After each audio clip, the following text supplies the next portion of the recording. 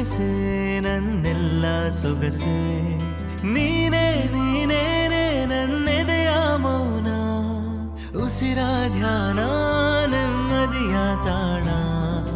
ನಾನು ಸಿಕ್ಕಾಪಟ್ಟೆ ಎಕ್ಸೈಟೆಡ್ ಆಗಿದ್ದೀನಿ. ಲವ್ ಮಾಕ್ಟೇಲ್ ಫ್ಯಾಮಿಲಿ ಇರುತ್ತೆ ಇವತ್ತು.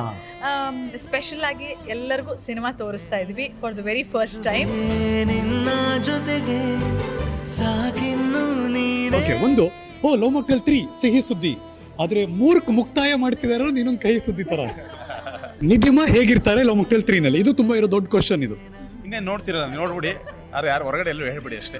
ನೀನೇನೆ ನನ್ನೆದೆಯ ಮೌನ ಉಸಿರ ಧ್ಯಾನ Love you, Krismi.